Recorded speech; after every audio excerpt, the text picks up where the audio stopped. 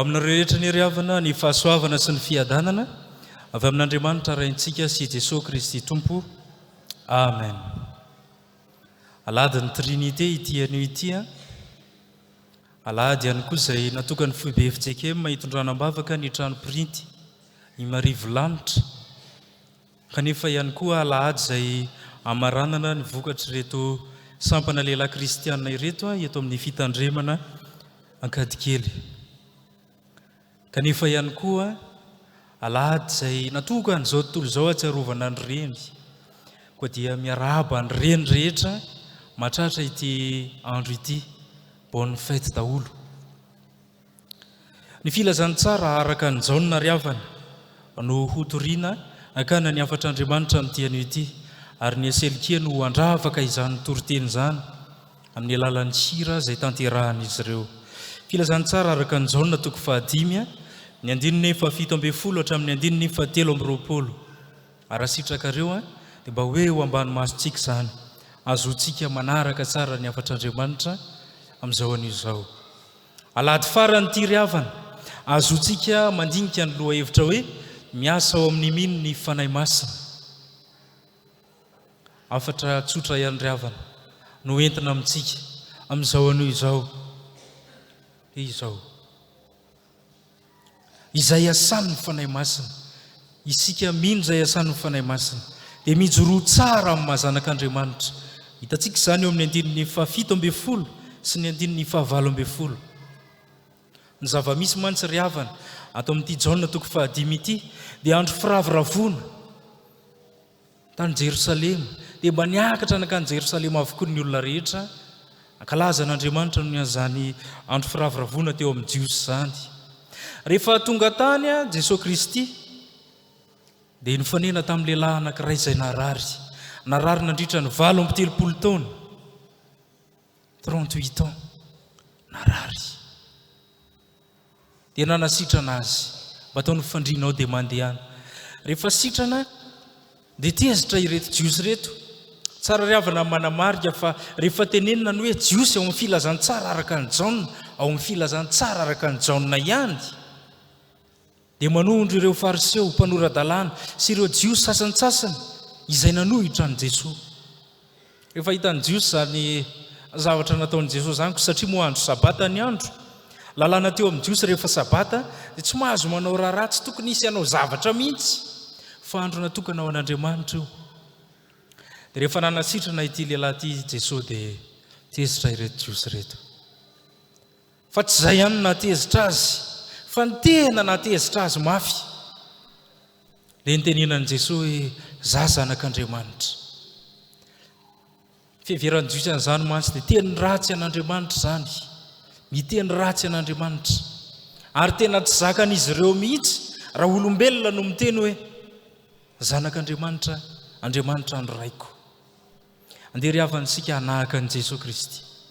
Na teo aza amin'ny fanenjehana, na teo aza amin'ny fandrahonana samy hafa, hotorahanay vato ela, hovonoanay ela,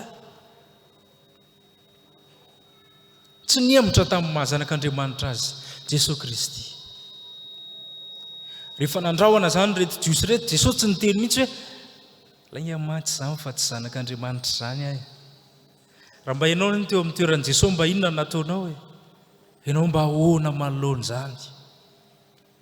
Fa mijoro tsara amin'ny mahazanak'Andriamanitra anao, ka naizanaiza toerana misy anao, sehatra misy anao, na any am-pianarana na any am-piasana, eny an-dalambe rehetra eny, dia ho hitan'ny olona fa zanak'Andriamanitra isika mianakavy. Indray mantsy mampalahelo riavana, mirehareha isika ao anatintsika fa mpivavaka zanak'Andriamanitra, kanefa ny ataontsika tsy tahaka izany akory. Ny toetra ataontsika, asehontsika tsy manambara akory fa zanak'Andriamanitra isika. Indraindray no mahazanaky ny Satana, indray ny rehareha avantsika, amin'ny rehareha fatratra mihitsy isika, manao izay rehetra mpanaovina. Mandeha ny tenantsika izany riavana, mbola misy fanahy, mbola misy ilay fanahy masina ao anatintsika mino izay miasa ao anatintsika, manambara amin'ny fanahitsika fa zanak'Andriamanitra isika, manambara amin'ny fanahitsika ihany koa fa mpandova ny Kristy isika, ary tsy vitany hoe mpandova fa mpiray lova amin'ny Kristy. ireariao zany. Ary antsona isika ry havana, antsony fanahy isika. Mba tena andeha araka ny mahazanak'Andriamanitra. Hijoro tsara, tsy hozongozona, ny amin'izay mety fanenjehana, ny amin'izay mety fizahan-toetra sy fiainana. Efa miaratsy izay iainantsika amin'izao fotoana izao. Andeha ialohantsika reto seliki reto hoe atao anatin'reto hira roa izay ho hirain'izy ireo hoe misy fanahy, miantso ny fanahy. Oh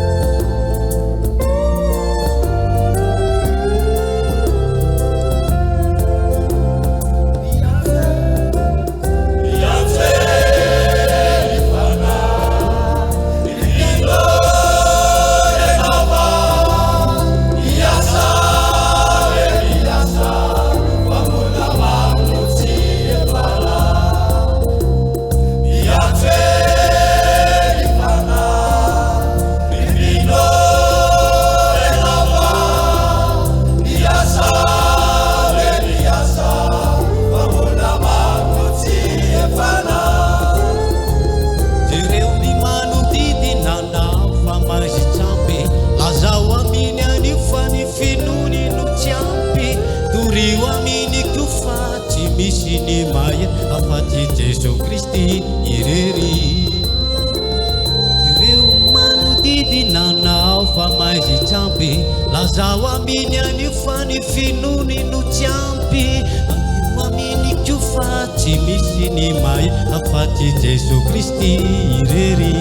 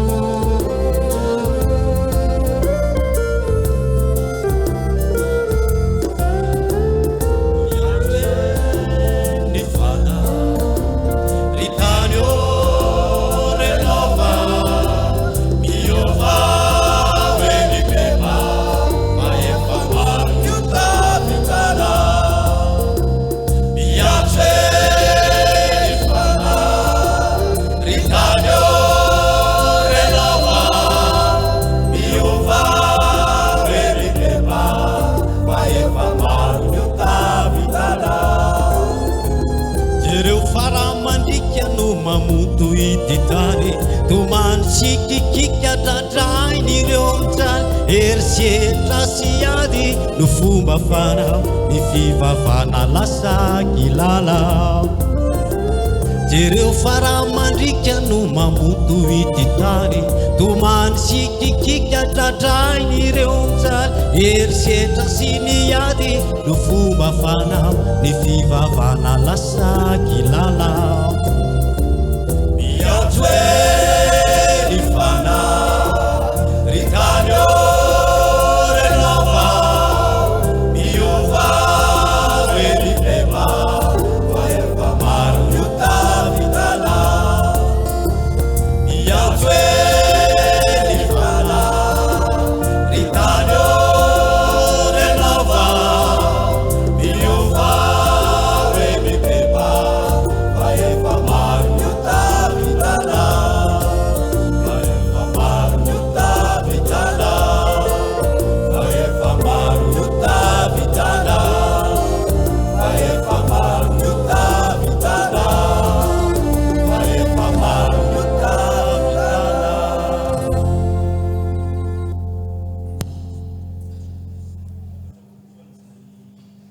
ambara tamintsika teo ry havana dia ny hoe mijoro tsara amin'ny mahazanak'Andriamanitra. Andeha hanaraka an' Jesosy tsika ny amin'izany fijoroana tsara zany, ka ny eo an'izany amin'ny toetra sy ny atao rehetra. Fa ny faharoa ry havana, araka ny 9:7 hatramin'ny 9:7 dia izao indray hoe iasan'ny fanahy masina isika mino ka miasa tsara amin'ny mahazanak'Andriamanitra. Miasa tsara amin'ny mahazanak'Andriamanitra. Andeha ry havana singantsika manokana ty tapany faharoa amin'ny 9:7. Ny 9:7 tapany faharoa. Irahantsika rehetra mamaky zany amin'ny anaran'ny Tompo manao hoe ny zanaka tsy mahazo manao na inona ho azy afa-tsy izay hita ny ataon'ny ray, fa na inona ataon'ny ray dia toy izany koa ny ataon'ny zanaka. Amen. Jesosy ry havana le miteny eo. Jesosy azy Andriamanitra mahay miteny tahaka izany, tsy mandeha tsy irahana, tsy manao izay tsy hampanaovana. Isika ihany koa dia farana tahaka izany, miasa tsara.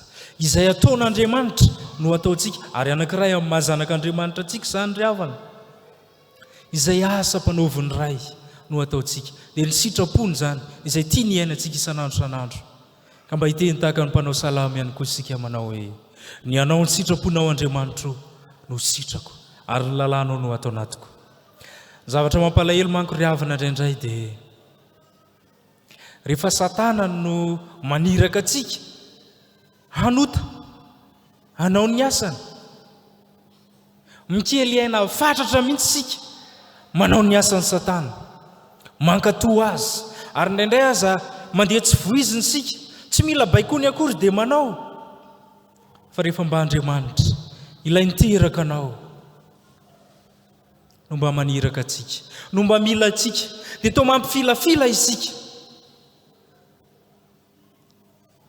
Ry havana malala ao amin'ny tompo, antsona isika hiasa tsara amin'ny mahazanak'Andriamanitra, ka ilay asa eto dia mifamatotra amin'ny toetra ihany, ka ninonino nataontsika dia asehontsika fa zanak'Andriamanitra isika amin'ny asa rehetra izay tanterahantsika, na ny asa famelomantena, indrindra fa ny asa fanomponan'Andriamanitra, dia tena hiasa tsara isika amin'ny fitiavana. Ary zany ampirisihany apôstôly Paoly, izay rehetra ataonareo dia atovy amin'ny fitiavana. Ilay Andriamanitra izay niantso ny fidy atsika no maniraka atsika. Zavatra mampalahelo faharoa ihany koa ry havana, indraindray raha mba miasa aza isika dia mangalatra ny toeran'Andriamanitra.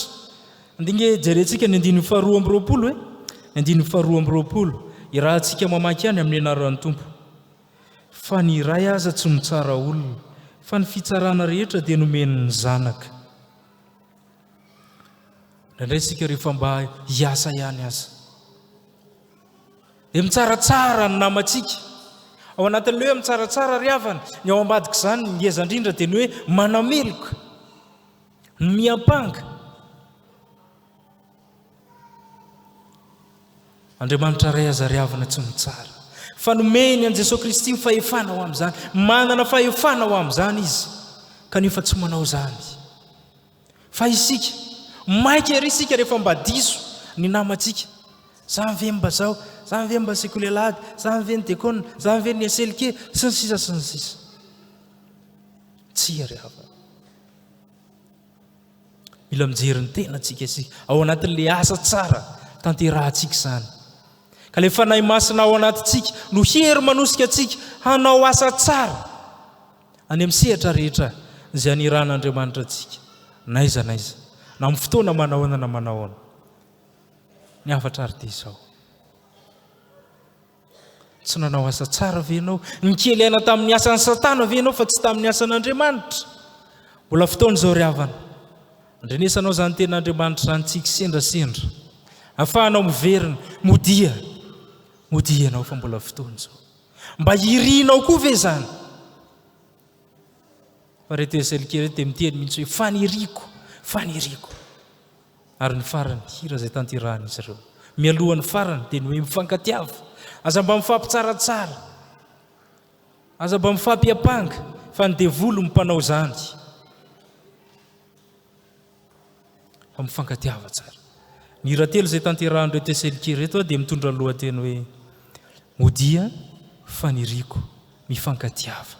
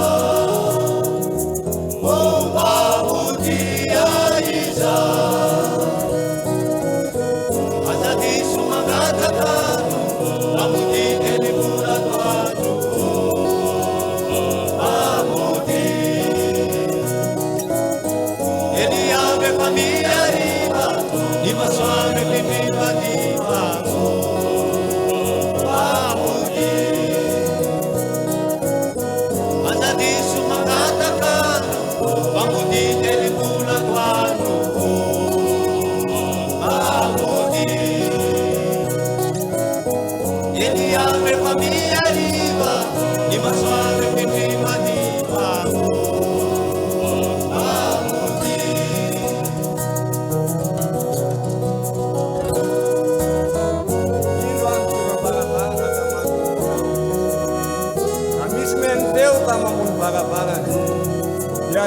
ao aminy ao ary iara sakafo ary hoany dia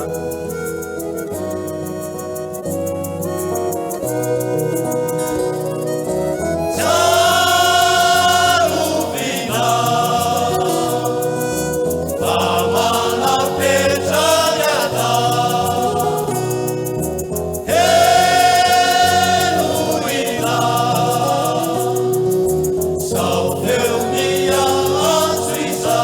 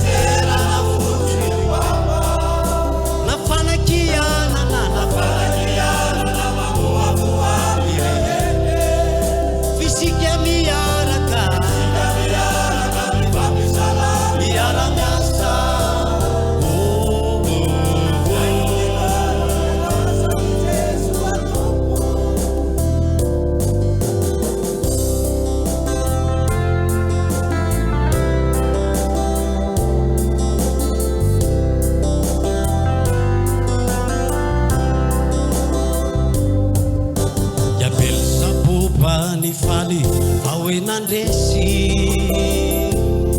mahitatsika ro ny fandevilevy manino maro isika rato mifamela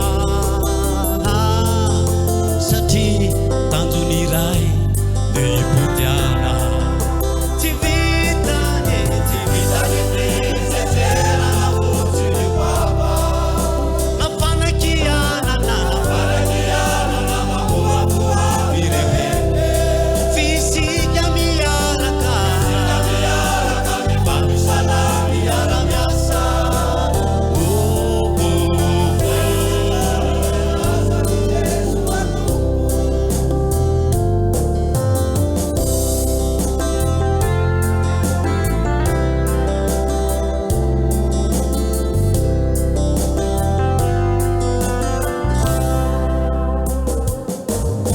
Rendidina petra hoe mifakatiava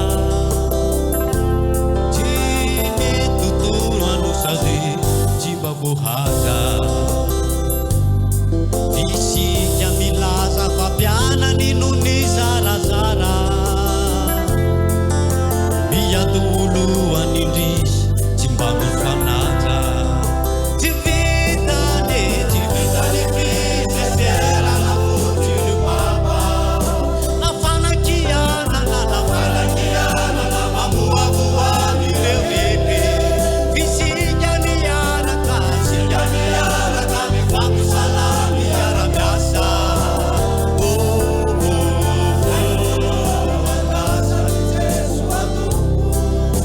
tsy vitany fisesera na fotsiny baba nafanakianana mamoamoa ireo bebe fisika miaraka mifamisana miara-miasa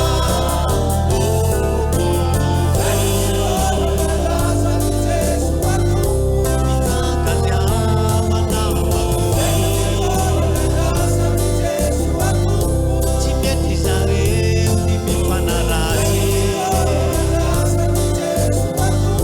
titiko zareo ny kozakove mifankatiavana tsy mety zareo ny mifanarazy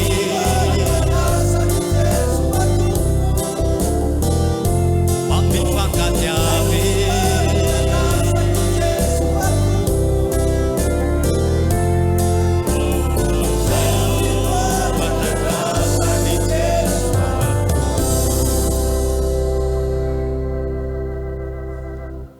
afatra roa ry havana no nambara tamintsika tamin'ity anio ity a dia izao no hoe iasan'ny fanahy masina ianao koa mijoro tsara amin'ny mahazanak'Andriamanitra tahaka an' Jesosy izay tsy niemotra na dia nienjehina azy kanefa ihany koa iasan'ny fanahy masina ianao koa miasa tsara amin'ny mahazanak'Andriamanitra mandehana raha mbola manana ny mazava farany ry havana ataovy tsara antoka eo ampelantanan'ny tompony fiainantsika mianakavy indrindra amin'izao andro efa sarotra izao andro efa samy makao azy na ho anareo sampana lehilahy kristianina zany na ho an'ny reny rehetra izay mety mandalo sedra maro mety mandalo fifaliana ihany koa mety ao ny manana zanaka maditra vady mamilavo tsy pody an-trano sy ny sisa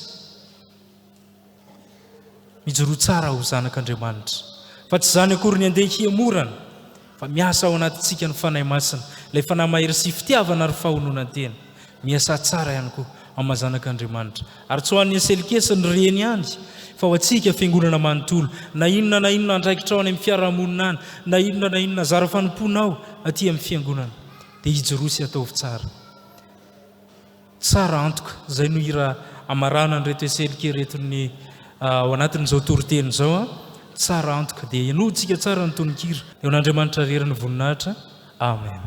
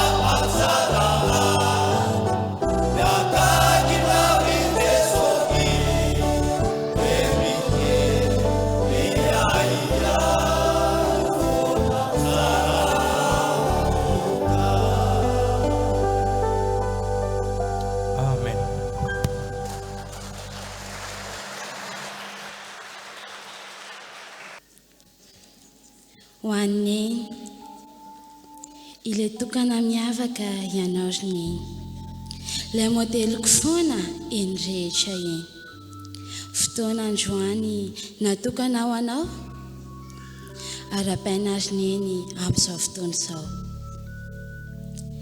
ianao na tonga teto an-tany ilay mikarakara ahian-trano ilay miaro-trano fijaliana neny ilay nisotro ny rano tsy tiany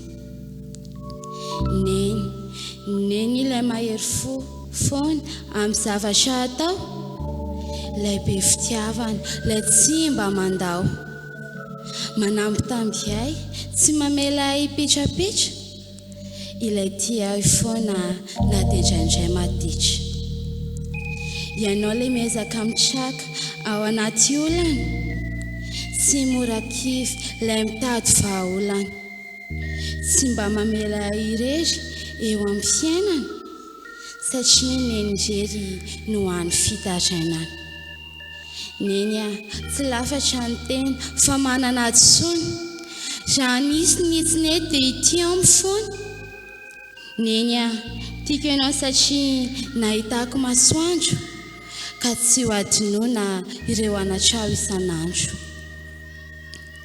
tsaroko foanafoana tsaroko naiza satria mantsy ianao no nahabesy ny taiza neny ilay Andriamanitra ane hamaly fity ary ny fahendreko no valim-pity ny tompo ombanao amin'izay rehetra atao ny tompo aneo foana hitoetra eo anilanao aza manaritoky raha mbola eto an-tany satria ny fitiavako anao tsy miova izany na iza tsy misasolo anao horehariako foana amin'izay rehetra atao izay fitiavana rehetra aty amiko no omeko satria izay no takatro anao hatreto tiako neny